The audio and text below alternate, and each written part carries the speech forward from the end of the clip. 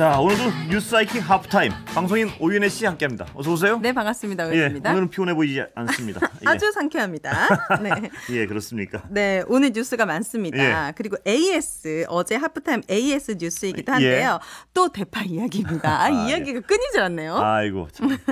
오늘 대통령실 홈페이지에서 예. 사실은 이렇습니다라는 코너에서 이제 주요 내용을 제가 좀 소개를 해드리도록 하겠습니다.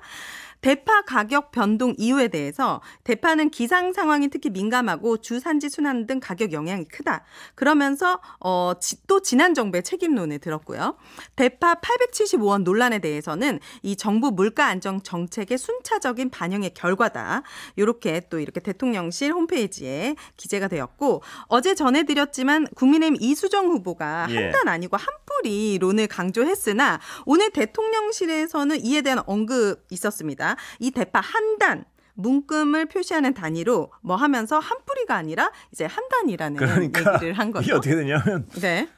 이수정 후보는 대통령실의 입장을 좀 옹호하기 위해서 안간힘을 쓰면서 한 뿌리입니다 이랬는데 네. 오늘 대통령실에서는 갑자기 그거 한 단 맞아요? 미안. 네, 1kg 내외 한 단이다. 이렇게. 이수정 후보 입장에는 민망하게 된 상황인데요. 네. 그러니까 그 무리하게 왜 이렇게 어저께도 말씀드렸지만 과잉하게 옹호를 하려 보니까 그런 어떤 이상한 상황이 발생하고 본인도 좀 민망하고 보는 사람도 민망하고 또 누구한테 도움도 안 되고 이런 상황 같습니다. 이게 여당에 도움이 됐겠습니까? 전혀 안 됐지 지금. 그래 오히려 또 논란을 계속 키우고 있는 그렇습니다. 예. 상황이 되어버렸습니다. 그러니까 이수정 후보는 참 열심히 한다고 했는데 참. 네.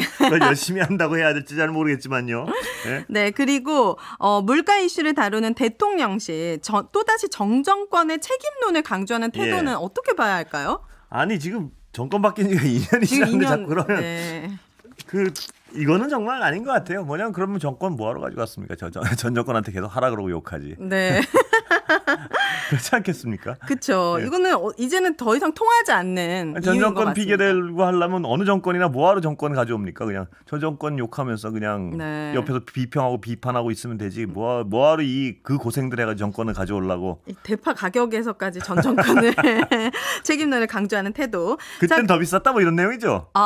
저도 보진 못했는데 전 정권의 책임도 있다 이렇게 얘기한 것 같아요. 대파까지 전 정권 얘기하면 어떡합니까 지금 2년 됐는데요. 예. 자 그리고 대통령실에서 현 정부는 물가 안정을 위한 특단의 대책을 진행 중이라고 강조했습니다. 지금 이 대파 논란에 대해서 조목조목 반박할 시간에 사실 우리 지금 서민들의 물가 안정을 위해 따로 정책을 실현해도 모자랄 시점이거든요. 그래서요? 네, 그래서 지금 국민의 입장에서는 이렇게 올라서 피해를 보기 전에 사실 정부에서 해야 될 역할은 이걸 막아야 되는 건데. 그렇습니다. 뭔가 좀 거꾸로 가고 있다라는 생각이 듭니다. 그리고 상황이 이렇게까지 왔으면 또 정부로서 다 할 수 있는 건 아니죠. 물가라는 게 정부 마음대로 뭐 확 낮췄다 확 높였다 할 수는 없는 거니까요. 그렇다면 시스템이 이러이러하고 여기서 문제가 생겨서 이 부분은 정부가 할 수 있는 일이니까 이렇게 하고 이런 걸 빨리 발표해 줘야 될 텐데 자꾸 뭐 한 단에 한 뿌리에 얼마니 막 이런 얘기만 나오니까 국민들은 약간 더 짜증스럽죠. 네. 그리고 이재명 민주당 대표는 개인 페이스북에 대파 한 뿌리 논란에 대해서 제2의 바이든 날리면이라고 비판하기도 했습니다. 네. 뭐 여기서 코멘트 안 하겠습니다. 왜냐하면 코멘트하면 자꾸 좌파라고. 지금 누구예요? 누가 이 얘기하면 좌파라고 합니까? 아니 뭐 지적을 하면 자꾸 좌파라 그래가지고. 그래요. MBC도 좌파라 그러고 막 어떤 분들은. 네. 그렇다고 또. 좌파 아니고 대파 논란. 그러니까 좌파 아니고 대파. 대파입니다. 예. 답답합니다.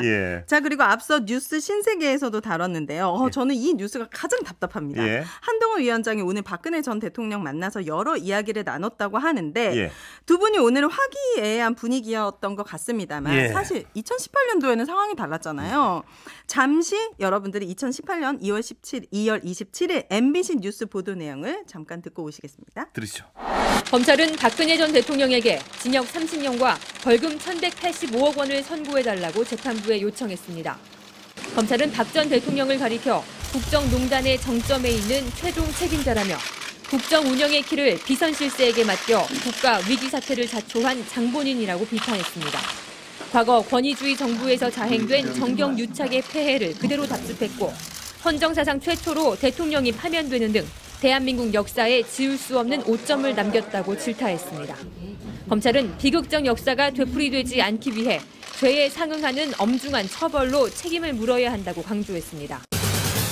이 뉴스 속에 등장하는 검찰, 당시 한동훈 서울중앙지검 3차장입니다. 그렇습니다. 예. 이날 최종 의견 진술과 구형에 나섰던 장본인이더라고요. 예. 그래서 당시 상황 관련해서 기사 하나를 소개해드리면 이데일리에서 나온 기사입니다. 2017년 10월에 서울중앙지검 3차장 검사가 직접 출석했다. 한 차장 검사의 재판 출석은 당시 윤석열 서울중앙지검장이 직접 결정한 사안으로 알려졌다. 당시 윤 지검장은 끝까지 최선을 정성을 다하자며 한 차장 검사의 재판 출석을 결정했다고 전해집니다. 예. 그러니까 박근혜 전 대통령의 구형에 대해 끝까지 최선을 정성을 다하자고 했던 장본인 두 분께서 돌아가면서 지금 박근혜 전 대통령 만나고 계십니다. 어떻게 보고 계시죠? 아니 뭐 이걸 물론 뭐 선거 앞두고 보수의 표를 결집시킨다 이런 게 이제 일반적 분석이죠. 그런데 네. 아무리 선거를 앞둬도 명분이란 게 있어야 될 것 같은데 네. 이 아까도 잠깐 그 리포트 들으셨지만 또 이건 뭐 약간 더한데 저도 자료 좀 찾아보니까 네. 한동훈 비대위원장이 당시 최종 의견 진술 및 구형에 나서서 한 말인데요. 박근혜 전 대통령을 가리킨 말입니다. 헌정 질서를 유린해 국가 권력에 대한 국민의 신뢰를 훼손하고 진지한 반성과 사과의 의지가 없다. 최서원과 함께 취득한 이익이 수백억 원대에 이른다. 범행을 부인하고 허위 주장을 늘어놨다. 뭐 이런 식으로 아주 강렬한 비난을 했단 말이에요. 맞아요. 그러면 네.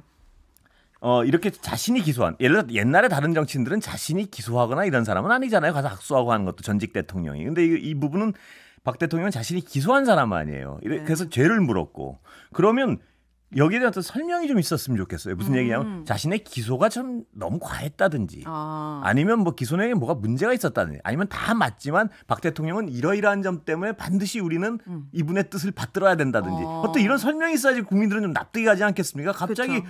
선거 앞두고 이렇게 아주 강렬한 언어로 비난을 하며 구형을 한 분이 네. 갑자기 뭐 좋은 말씀 들었고 아까 뭐였죠? 뭐 이러니까 선거가 아무리 선거라도 네. 이런 어떤 나라의 큰 일을 한 축을 담당한 분이 네. 이런 식으로 갑자기 어떤 명분 없이 손을 잡고 하는 것 같아가지고 좀 그렇지 않습니까? 심지어 박근혜 전 대통령은 억울하다고 계속 말씀하시잖아요. 아니 근데 저는 이 한동훈 비대위원장도 이해가 안 가지만 박근혜 전 대통령도 너무 이해가 안 가요. 이 두 사람의 만남을 어떻게 이해해야 될지. 그렇게 억울한 일을 한 사람이 와서 선거 도와달라고 하는데 웃으며 맞이할 수 있는 게 네. 전 왜 그런지 모르겠어요. 정말. 예. 이게 정말 저희 입장에서는 이해하기가 힘들고 이 박근혜 전 대통령 만남 관련해서 어제 CBS 기자와 한동훈 위원장의 충돌이 있었습니다. 어제 CBS 기자가 한동훈 위원장에게 이런 질문을 합니다. 박근혜 전 대통령 만나러 가실 텐데 특검에도 참여했고 박근혜 전 대통령을 수사해서 유죄 확정까지 받았는데 이번에 만나기로 한 것에 관련해 같은 비판을 똑같이 받으실 수 있을 것 같다. 혹시 수사할 때와 입장이 바뀐 게 있느냐? 이거 너무 기자로서 물어봐야 할 질문 아닙니까? 그렇습니다. 이런 취지의 질문을 했더니 한동훈 위원장이 이렇게 답했습니다. 들어보시죠. CBS 서민선 기자님이시죠? 또 그런 유의 질문을 하시는데요. 일단 상은 받은 것이고 내용은 다 알고 계시잖아요. 그리고 그거는 정치적인 어떤 그런 말씀을 드리는 것이고 지금 박근혜 대통령께서 이재명 대표나 조국 대표처럼 권력을 장악하겠다고 하고 계신가요? 그런 취지가 전혀 아니죠. 저는 이명박 전 대통령님도 찾아가 뵐 계획입니다. 정치인으로서 전직 대통령을 찾아가 뵙는 것은 이상한 일이 아니죠. 그런 비판이 있을 수 있다고 말씀하셨는데 그냥 서 기자님의 비판 아닙니까?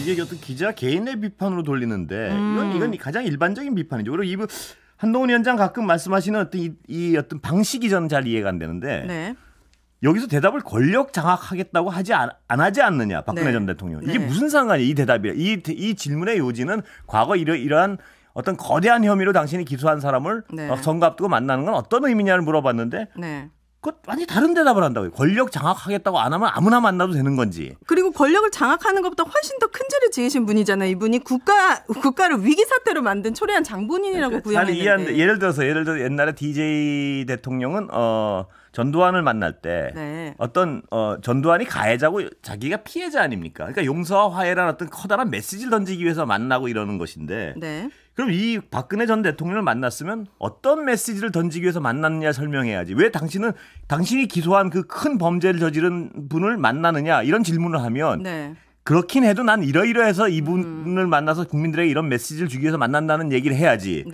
권력 장악 안 하겠다고 하지 않았냐 이렇게 하면은 그게 무슨 대답 이건 아무런 대답이 아니거든요. 근데, 네. 근데 이런 식의 대답이 많은 것 같아요. 여기저기서. 그리고 사면을 받았고 권력 장악하려고 하는 거 아니니까 괜찮다. 이 그러니까요. 말이 국민의 감정에 와닿지가 않거든요. 이게 대답이 아니란 말이죠. 사면 받은 거랑 사면 받으면은 그 죄가 사라지는 겁니까? 그게 대통령이 한 거고요. 사면. 네. 권력 장악 안 하겠다고 하면 그럼 모든 사람 아무나 만납니까? 이 사람을 만나는 이유를 설명해야죠. 네. 적어도 한 국가 여당의 지도자라면 네. 어떤 이런 논란 속에 누군가를 만나면 시간이 다 됐습니다.